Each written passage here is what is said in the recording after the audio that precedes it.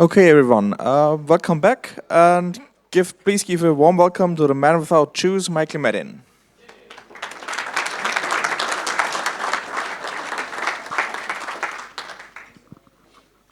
Hello, everyone can hear me? I can hear myself, that's always good.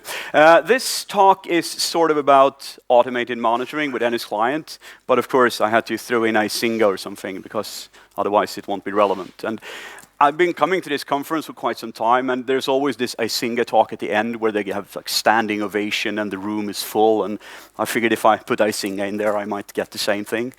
But yeah.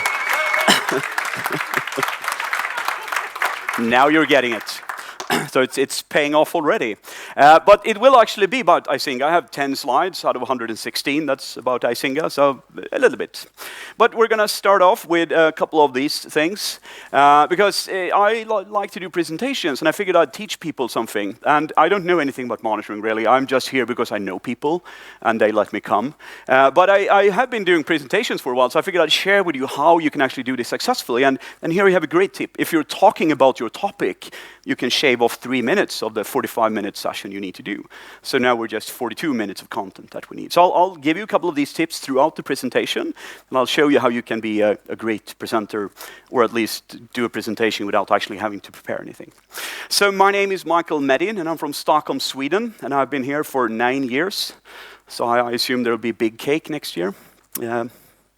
But we'll see if that happens. And as I said, I don't really do monitoring. I don't work with monitoring. I installed Grafana over Graphite, some Docker image, about a week back. Still haven't figured out how to make a rate out of my ever-increasing value. But we quite quickly realized that if we took the monitor and tilted it sideways, it turned into a rate. So we've sort of solved that problem.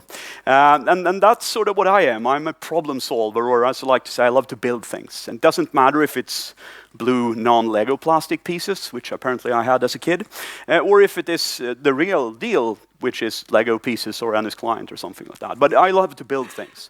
So that's why I'm working with NSClient, and that's sort of really what drives my day.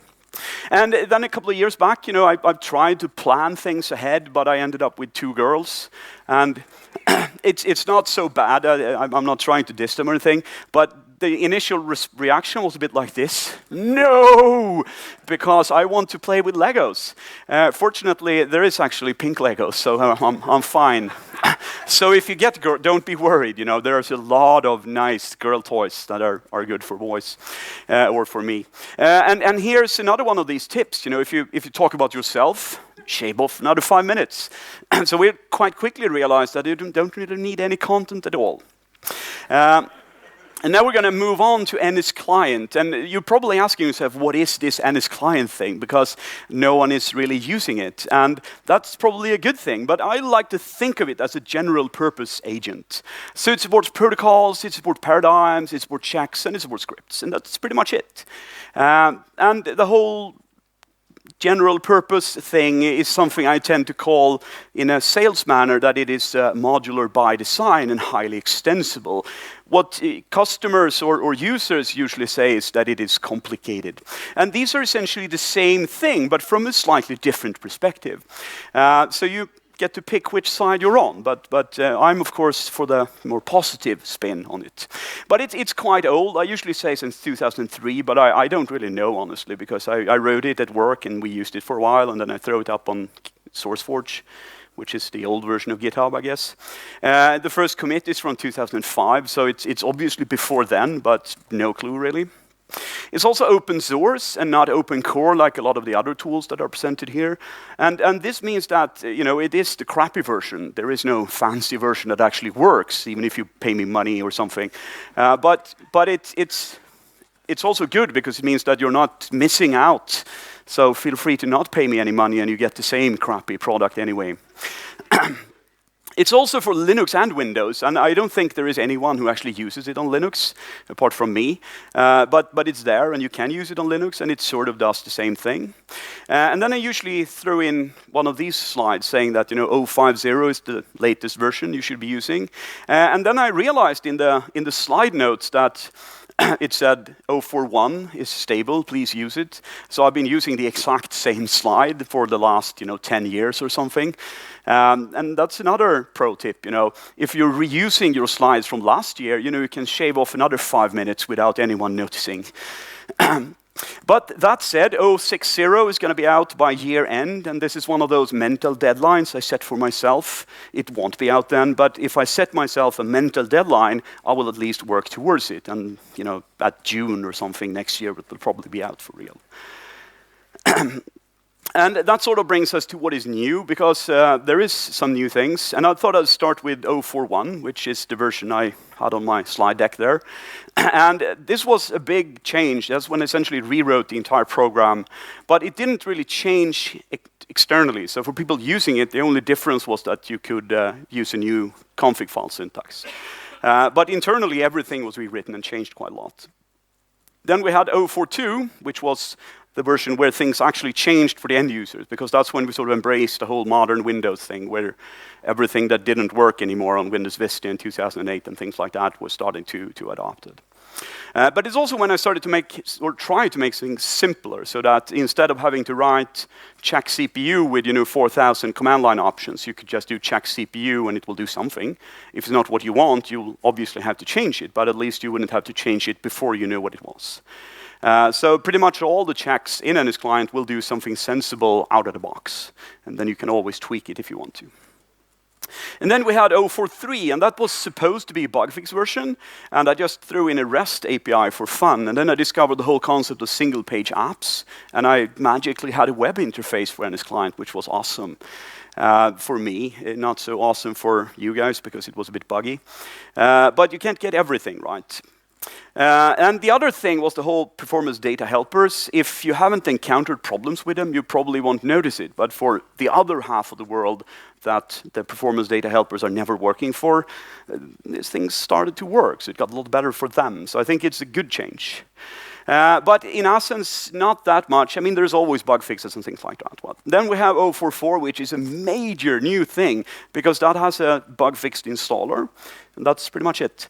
And this year we have 050, which is one of those things where I've actually learned how to write web UIs. So now I'm not just playing around. Unfortunately, I've actually been working, building some web UI, so I need to rewrite it again because I realized that it's not very well written. But we also got things like collect support metrics, and the infamous count bug has been fixed as well. And there's a REST client if you want to go away from the whole NRP thing. And that said, we have 060, which is the next major version. That's what can come out soon, but there is a beta version, or what do you want to call it, nightly build out yesterday, I think, or this morning, or something like that. And hopefully there will be, the version 3 of the web UI, but that depends if I have a boring Christmas or not. But what will be for sure is an events support, and we will also have some sort of storage so that your plugin can save its state across runs. And here you have another one of those nice tips. If you read a changelog out loud, it takes about 5 minutes. If someone were interested in the changelog, they would presumably already have read it, but it's a good way to kill time. And this is usually when I inject this slide, and this, by the way, is the same slide I've been having for 10 years, so the kids are much bigger now, as they tend to grow. But sometimes I'm not working on NSClient, and that's usually when I'm working on other things. But I usually say that if I'm not responding, send me another email, because I probably forgot what happened last week. And then if I didn't respond, then it will never happen. But I usually do try to interact with the community sometimes. And I also usually throw this in that sponsoring, donation, support. I've always want to get more money. And fortunately, it's not happening. But I always try. And with that, I want to say thank you to my actual sponsors. These are actually the companies that make NSClient possible, because without them, I couldn't tell my girlfriend that, but I'm actually getting paid for this. The fact that it's the same money I'm getting paid every day, she probably doesn't notice that. But as long as I can at least say that, hey, we get money for this, it's a good thing. I also added Icinga here as well, briefly at lunch when I realized it was missing. But I think they're sponsoring me, ish. Now the clicker is not working. But now we're going to get down to the actual presentation. So now we're going to talk a little bit about paradigms. Because when you're doing monitoring, especially with the legacy products like NETWAYS and Icinga and things like that, you usually end up with the whole monitoring paradigm. Do you want to do active monitoring, where essentially the server is asking you for status every X minutes, and you will reply saying, yes, I'm fine, every X minutes. And this is a huge good thing when you're working with the machines back in the 90s, because then what you want to do is you want to send a ping. And if you get a response, the machine is obviously working, right? But if you're working with modern machines today, you probably want to make sure that your service is actually running. And then you end up adding service checks. And usually you end up adding 10 service check or 100 service check or several hundred service checks. And then this paradigm sort of falls apart quite quickly, because if you're going to send 100 checks every X minute asking for status, it's going to be a lot of traffic, and it's going to be quite cumbersome for someone to process all that data. But fortunately, there's this other paradigm as well, and we have something called passive monitoring. And this is essentially the opposite, because instead of the server asking you for status every 5 minutes, you're telling the server your status every 5 minutes. But it's not really a paradigm change as much as a firewall change. So it sort of says, do I want to open your firewall to your monitoring server or the other way around? It's the same sort of paradigm. We're still running things every X minutes, and we're still sending the status results. So what I've been trying to push for the last few years is something I tend to call real-time monitoring. And this is essentially notifications on errors and no OK messages. Because as long as something is fine, we don't really need to tell him every 5 minutes. And I usually do this analogy about the doctor. If he's calling you every 5 minutes asking, have you broken your leg, you would probably be annoyed, and it would probably be astronomically expensive. but that's kind of how sensible it is. It's probably much easier if you call your doctor when something happens. And this is usually the way the world works, because it's the easy way, right? But what does this actually mean when I say real-time monitoring? What is it I'm actually saying? I mean, we still have these queries, right? When are you feeling okay? We still need to ask that question ultimately. But instead of your server asking you that question every X minutes, you can just run the same query internally, and once you discover an anomaly, we can tell him that. But the good news is about this is, if you do log monitoring or something like that, you can actually fire off the event when there is an error in the log instead of checking it every X minutes, which means that the error comes to you instantly instead of 5 minutes later. So this is obviously very good for log monitoring and sort of comes from that domain. But you can do this for all your monitoring. So you can do this for your CPU metrics or your process checks or whatever, so that you get the results instantaneously, or when they actually happen. But then we have things like metrics, and this is all the rave today, right? Because graphing has become really popular. And since the last version, NSClient supports metrics, and we can of course send those to your graphing tool if you want to have your metrics, and that's always a good thing. But you can also do things like compound check. What is this value is 45, and that value is 23, and that value is 16. Well, we're going to do something about that. And this means that you can make checks that are compound or aggregating data much more easily than you could have before. And now we're adding event support, and events is essentially when things happen. And this is also something that stems from the whole log thing. I mean, currently in NSClient, if you want to do log forwarding, so you want to send your event log messages to a syslog message, you can do that with NSClient. But you have to set up a check that checks your event log and then creates some virtual error which you send over to the syslog forwarder. And it's kind of clunky. What you can do now is just let's send an event and let's send all these metadata to someone, and then that someone can interact with it. But we can also use it for other things, like if Notepad is started and we want to know about that. And here we come to a quite interesting thing, because usually when someone installs a program, they will start a number of processes. And we can use those processes to figure out what is actually running on this server. So if someone starts SQL Server, let's enable SQL Server monitoring. If someone starts Exchange, let's enable Exchange monitoring. And this is sort of where that sort of talk is about, how we can do that and how we can utilize these features to build something like that quite easily. So this is sort of when we get into the whole automation part, right? And the way we've been doing automation in pretty much any domain is by scripts. So we have all these fancy scripts that does a lot of things. And we have them in your monitoring solutions, and we have them in our automation solution as well. And the way it usually works in the monitoring domain is that you have your monitoring server over here, and you have your script over here.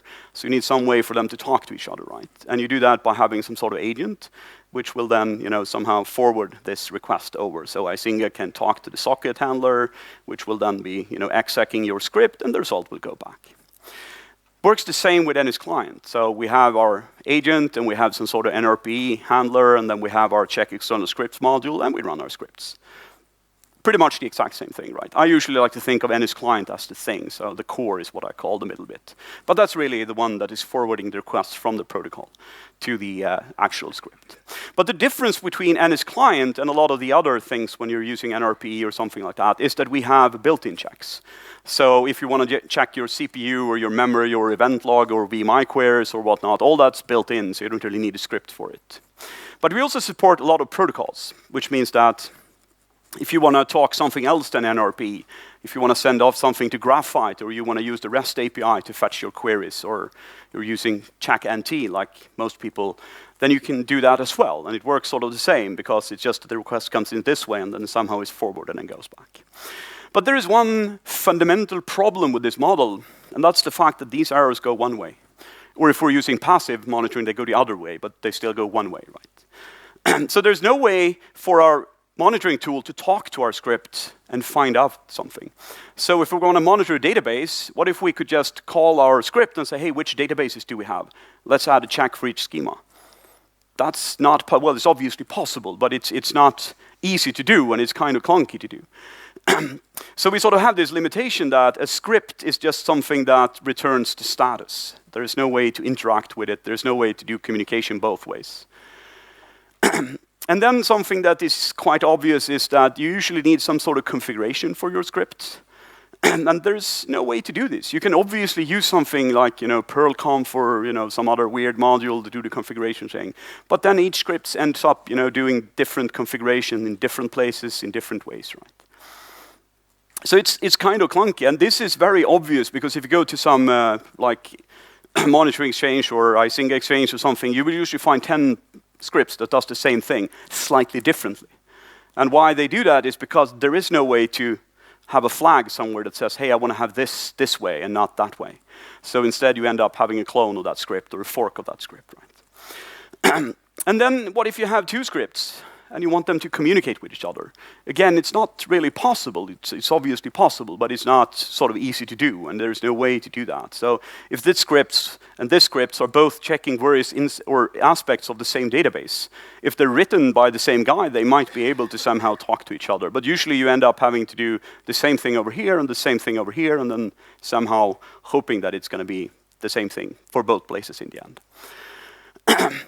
And then obviously, we have the question of state, right? Because all of these scripts are started and stopped and started and stopped. So if you want to, calculate the rate of something, it's kind of difficult. You can always put the old value in a file somewhere and read it up or something like that, but it's kind of clunky, right? So I usually tend to think of scripts as rather stupid. And this is one of the reasons why I sort of abandoned monitoring, because it's kind of boring to have to download a script and you need to add it, somewhere here and there because it's not really doing what you want it to, and then you end up having to sort of maintain that piece of software, or whatever we want to call it. So what I'm sort of thinking about is, what if we took this script and moved it inside the agent? What would that sort of change in how we do our monitoring? And here I just want to quickly point out that if you have a lot of animations in your slide, things take much, much longer. So that's a good way to kill another 5 minutes of your presentation time, right?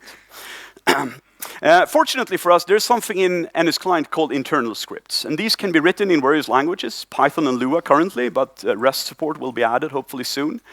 And essentially, they work the same way that normal script does, except that they're running inside the client. They're not running outside. So here we have an example of such a script. Fairly standard stuff. We have an init function that's called when the script is started. We have a shutdown function that is called when the script is exited or terminated. And we can do some logging if we want to, do the classical hello world example, right? But we can also do things like provide checks in our scripts.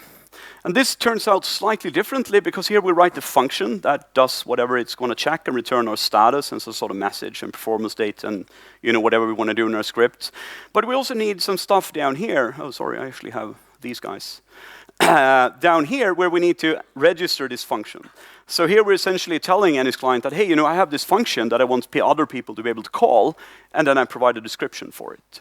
And this description bit is kind of interesting because it means that whomever is going to call your script will actually know what this function is doing or what this check is doing. So this is how your regular monitoring script would look if you were to write it as an internal script. So it's not that different from writing a regular script. And then you're probably asking yourself, what are the drawbacks to all of this? And the obvious drawback is, of course, that up here we are importing some stuff from NSClient, which means that if you're using something else, it obviously won't work. Now, there's nothing NSClient specific about the stuff we're using. It's a log function and things like that. So we could quite easily create the standard for it so it will work with other monitoring solutions as well. But I think it would be interesting to have such a standard so we could have these scripts the way, working with other monitoring solutions or something similar anyway. But currently, this will obviously just work with NSClient++. But we had some challenges, or at least I raised some challenge. What about configuration? How does that work in this scenario?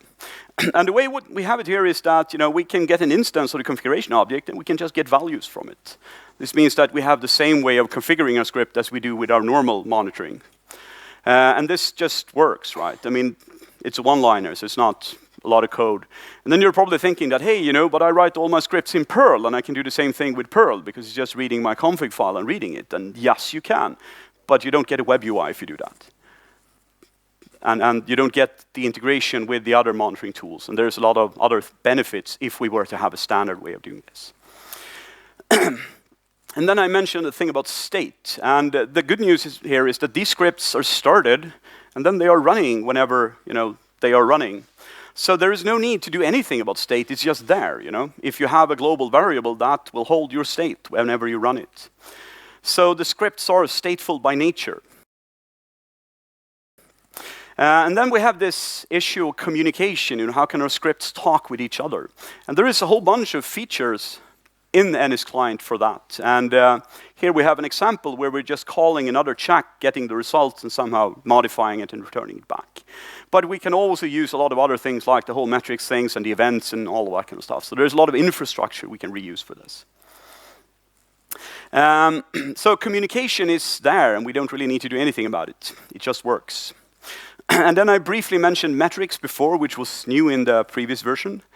And the way this works in our scripts is, again, we need to register a couple of functions down here. One is for providing metrics to others, and one is for fetching metrics if we want to compute them. And the functions, they just essentially get a hash map with all the values here, and we can iterate them and log them if we want to. And here we're just providing a hash map of the metrics we have for the rest of the world. And essentially, starting this script will mean that these metrics are instantly sent to Graphite or Collectd or your graphing solution. You don't need to do anything, it just works. But you can also utilize these checks if you want to do some calculations on them or if you want to check multiple values or things like that.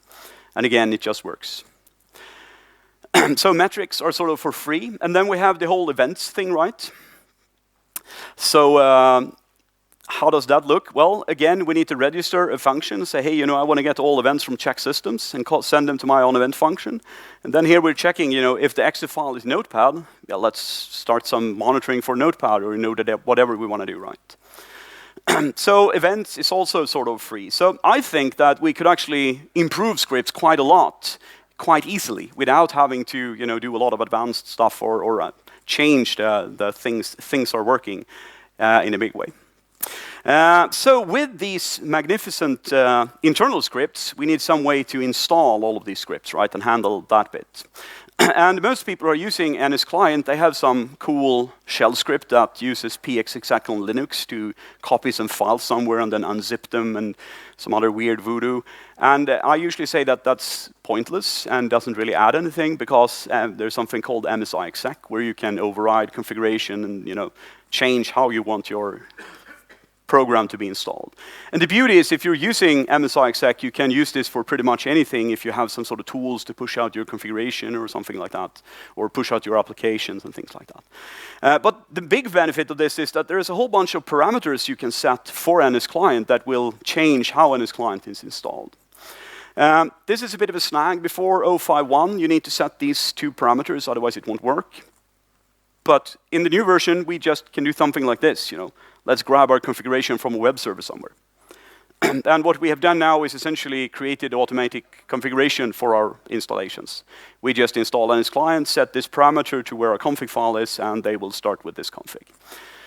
So we don't need anything to push the configuration to our servers. We just update the file on the web server, and they will be reloaded with a new configuration. And this is when we get to the whole Icinga bit, right? Because we were going to talk a little bit about Icinga. And I have 2 Icinga guys sitting here looking mean. Essentially, I'm going to give 10 minutes of, or 10 slides of telling you how great Icinga is. So they don't have to be worried at all. They have a REST API in Icinga. That is actually epic, right? That's the question of the day. And I would like to say that it is epic, but the first thing you realize is that there's a lot of unfriends in Icinga. There's something called Icinga Director, which can generate config for you, sometimes, never got it to work. Then there is something called config files that can generate configuration for you, and then there is an API that can generate configuration for you. But there's nothing in between. They don't like each other, they don't talk to each other, there's no way to somehow interact if you choose these different paradigms. And that's not really a problem, but it's slightly problematic when you're debugging things and you just want to change something and you can't do that unless you have the REST API. But you need to understand that if you're using config for some things, then what you're doing with the REST API will be separate. They will never be the same, they will never be together. And normally, that's a good thing, because if you're automating your configuration, you probably don't want it to be somehow with your apply rules and all that kind of stuff. But it's one thing sometimes you actually want them to be, but you need to be aware of it. Then there is this bug, which I'm now filing officially. There is no upsert support, so feel free to add it to the bug tracker. And again, it's not really a big deal. It's just that once you do a push or a post, then you get a 404. You need to do a put instead. So yeah, twice the network traffic, but no big deal really. And then the documentation for Icinga is really good, except that it's a bit fragmented. So there's one documentation describing the configuration files, where you can sort of understand how you would design your REST API. And there's another documentation describing how you actually call the REST API. But if you, let's say, want to create a service check, there is no documentation at all. And you can sort of guess by looking at how the service check looks in the file. But it's sort of guessing. But, again, once you sort of understand it, it's not a big deal. But it's a bit of an uphill battle when you start to look at this, especially when you start to do it 3 days before the presentation. And then it's quite mysterious sometimes. Sometimes you need to set a parameter somewhere for no apparent reason. Service checks have to have specific names for no apparent reason. And again, once you sort of understand the voodoo behind this mysteriousness, it's not really a big deal. Unfortunately, the error messages don't really help, because you usually end up with yay-long stack trace, which has nothing to do with what you're trying to do. But it's good for the developers, because they know what's gone wrong, but not so much for me. Then it's actually very buggy. But the good news here is that it's only buggy in the UI. So what you quickly discover is that quite often when you add something through the REST API, it's not visible in the user interface. And you go like, what? You add it again, and it's still not visible. And then after a while, you sort of debug and start to figure things out. And realize that, but it's being checked. So it's added, and it's there, and it's being checked. It's just not visible anywhere. And if you restart Icinga, it will be visible. So it sort of works. And again, if you don't want to see stuff in the UI, it's not a problem at all. But it's a bit of an uphill battle, is what I'm saying. But that said, it is actually quite epic. And I think at least it's the first time I've encountered a web interface in a monitoring tool that actually works and does what it should most of the times. So it's not that bad. And you can actually accomplish quite cool things with it. So I think it is epic, really. And here's another one of those tips. If you're complaining about someone else's software for 10 minutes, 10 minutes down. And soon we're up to the whole 45 minutes, right? So it's really easy to do presentation. This is the way it looks from Python if you're trying to do something with the REST API in Icinga. And first of all, you have your configuration thing here. And this is the part that usually looks kind of like it does in the config files. And there is no documentation for this. But as long as it kind of looks like the config files, you're good to go. Then we convert it to JSON string, and this is essentially because it's more readable this way, but that's what JSON.dumps does. Then we need to set the header. I don't really know why, because there's no other application except JSON you can get the data in. But if you don't set it, you will get nothing. And then you just have the URL, and you need to set verify false unless you're using Rails certificate, obviously, and then you just log in, and that's pretty much it. So it's not difficult, and it's quite easy to use the REST API, and it's kind of RESTful, so it works quite well, actually. And this is sort of when we get to the whole automatic part, right? Because now we sort of learn how we can use these scripts that are running inside. We know how we can create them in Icinga, and we know how we can install our monitoring tool to have these scripts provided. So the first thing we need is to actually get our scripts and not just our configuration there. And in NSClient++, there is a configuration or a section in the config called attachment. And there you can place files which you want NSClient to download. And in this case, we can just shoehorn in requests because we need that, and then we have a couple of scripts which we want to get downloaded. And essentially, we just specify, take this file over here and put it in this file on the local file system. So this is a great way to distribute our plugins with the one-line installer we had before, right? So by doing something like this, we still get a whole bunch of scripts installed as well without doing anything really. And as I said before, if you change this configuration, it will be updated, the new scripts will be downloaded. The old ones will not be deleted though, that's I guess, a limitation. But apart from that, it works quite well. And we can use a lot of these sort of built-in features of NSClient to make a lot of nifty things. In this case, what we're creating here is a real-time filter that filters all processes, and if they're new, we will send them as an event. And that's pretty much it. That's what this does. So what happens is whenever a new process is launched, it will be sent off an event to someone, and that event can then be used. So if we move over to our script, oh, wait, sorry, no, this is the way the event will look. So what we'll get is for each new process, we will get a bunch of data, pretty much the standard stuff like memory, command line, all of those kind of things, right? And yes, this is the script. So what we can do is on our init function, we can say that all these script events, send them to this my function over here. And then as I said before, we can just say, okay, Notepad is running, let's add monitoring for Notepad. And this way we can automatically enable the correct modules for the correct server because we know what's actually running there. So if we would to have a nice script for pretty much the standard tools we are using out there, we could just put them all in the script and have the right modules loaded. Then we can also utilize metrics, and here's another example of that. In the metrics, we will get a list of all our network cards on the machine. So in our script, we can quite easily say, hey, send all metrics to this function over here, and then we'll go through the list and say, do we have any metrics starting with system.network, ended with network connection? Yes, has to be a new network card.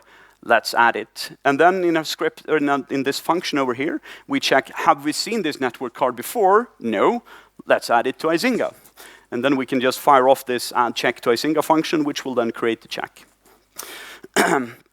Now, something I realized on the flight here is that this works handsomely well at home when my monitoring server can see my machine, not so much in the airplane when my monitoring server no longer can see my machine. So the whole active monitoring thing didn't really pan out.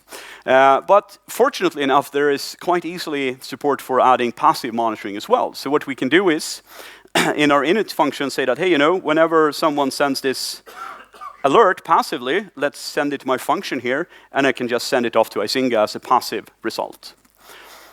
And then somewhere in my init function again, I can say, let's add a couple of passive checks, and then reload the scheduler modeler, and all of a sudden we have passive monitoring sending to Icinga via the REST API. Again, we're talking 10, 15 lines of code. So we can utilize a lot of these features in NSClient, much like we would utilize Lego pieces and create something that is hopefully kind of cool. And this is when everything is going to fall apart, because now I'm going to demo things. And that's spectacularly good idea, especially when you're going to demo things over a network that sometimes actually works. But it did work this morning, so I'm hopeful. So let's see. First of all, the web browser. If anyone want to follow along, by the way, ooh, now it's flickering. Okay. Yeah, I know. That means it's going to flicker afterwards. Anyway, let's make this bigger. If you want to follow along, you can go to medin.name/OSMC, and you can download this file and run this command, and you will be monitored a bit from now. But what we're going to do is go to the Icinga web interface, and this is the way it looks out of the box, by the way. I have no idea why half the out-of-the-box checks are not working, but it's probably a good thing. And what we can do now is not go here. Hopefully we can go here instead.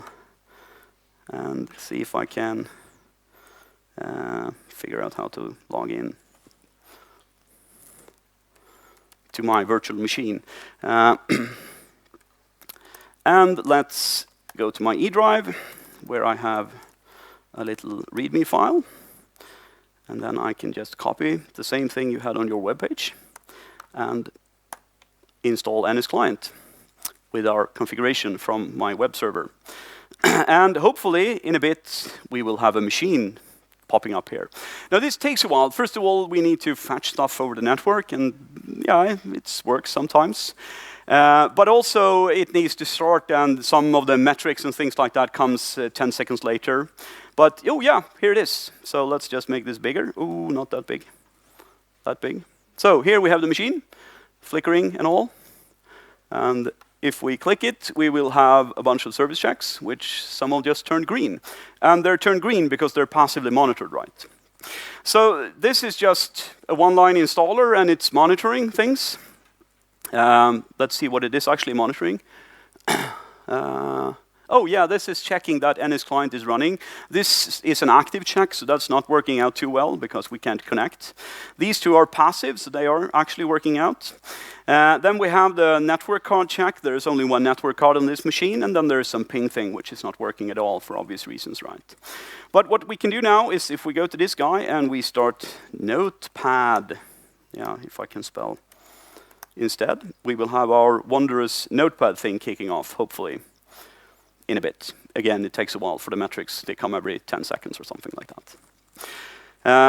And I think I actually need to reload here because that... oh, yeah, no, it actually did reload, sorry. So here we have our Notepad check, which is, again, passive or active, so that's not going to work out either.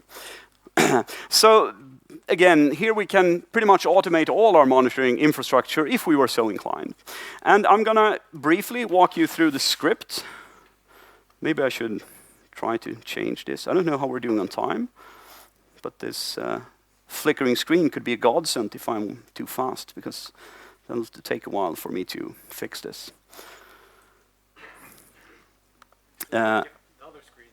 Oh yeah, well now they're weird because they're duplicated. So what did we say? 1280, 1024? The top one. This one? Yeah. Awesome. That's my secretary, by the way, if you want to know. Yeah. Bernd. Give a hands for Bern. Oh, sorry, Bernd. Rune. Oh. Yeah. He's the one who fixed the flickering the last time, by the way. He kept telling me that you can change the refresh rate, and I said, no, we've abandoned CRT monitors back in the 80s, but apparently he was right. Right, so let's make this slightly bigger. No? Oh, something like that. And click there. So what we're doing here is, first of all, we need to import some stuff from the NSClient, settings, registry, core, and log. Then we're using import lib because this is a modular script. So instead of having all the code in one script, we can put the Notepad-specific stuff in a separate script. Requests is the Python framework for doing REST APIs. And JSON is the one we're using to do JSON communication. And socket I'm using to get the host name. These are some global variables, which we're just going to leave as is. And then we have our upsert function.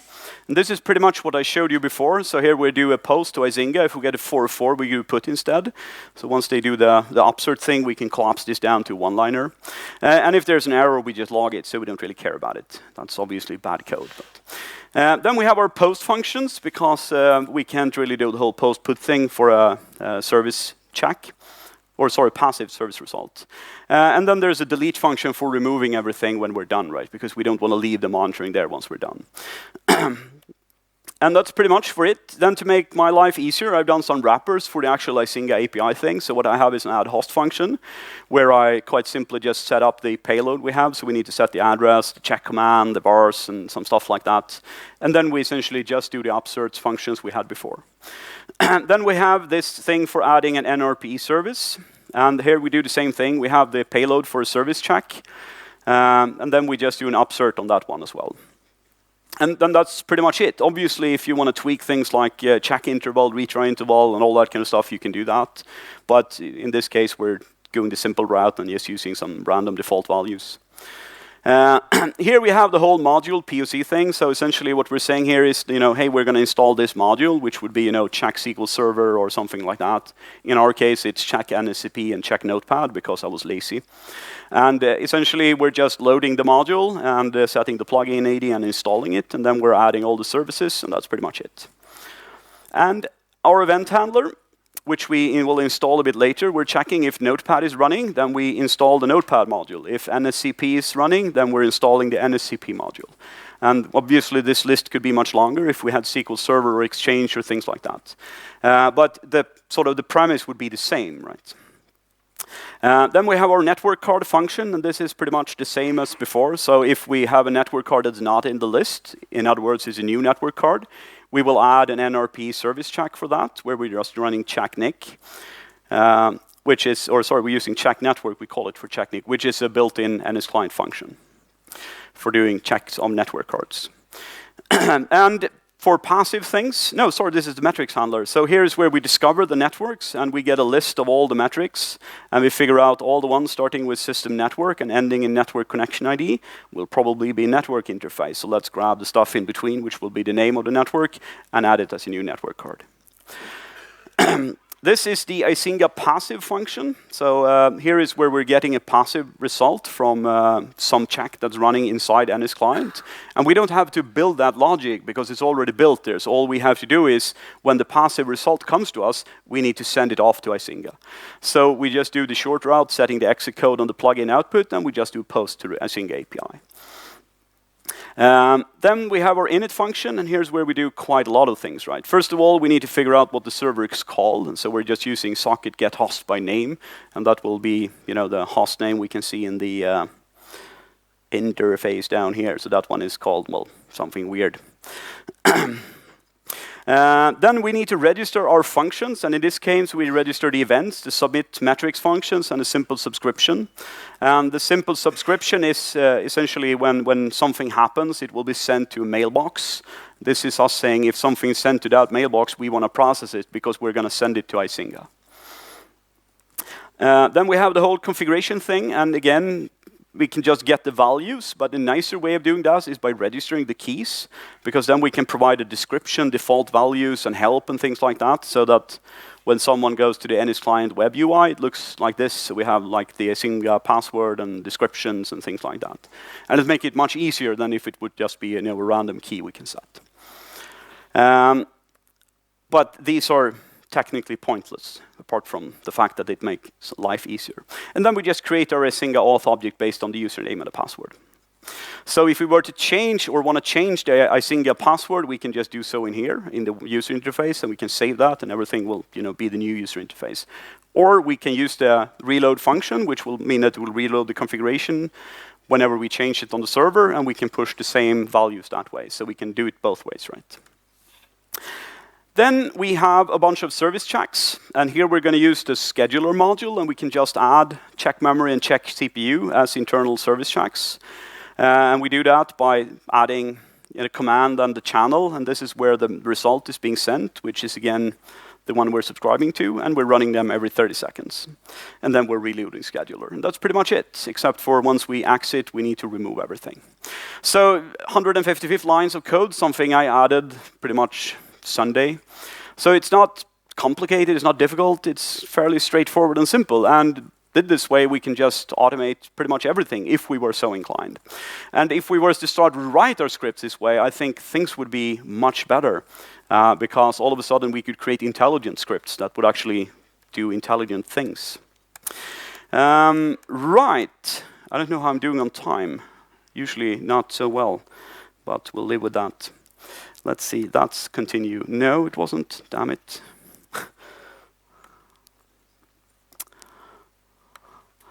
I think it is Shift F5. Yeah. So the demo seemed to work out, actually. Oh, yeah, I might actually do this, by the way, while I'm at it. Let's go to the virtual machine and do nat stop NSCP. And let's see if it goes away in the web interface. That went away. So hopefully the machine should go away here. Oh, yeah, it does. But then this is the way, and Icinga tells you that it's gone away, by the way. Yeah. Right. So with that, I essentially want to say another tip. If you talk about something and then demo it, it takes twice as long. So with that, I want to say thank you for listening, and sorry for being early, as always. But someone has to be that as well. Oh, yeah, by the way, camera, where did I put that? Oh, here. I need to grab a photo. Yeah. I'll probably go stand over here. Oh, flash as well. Oh, yeah, it's like a room full of dead people.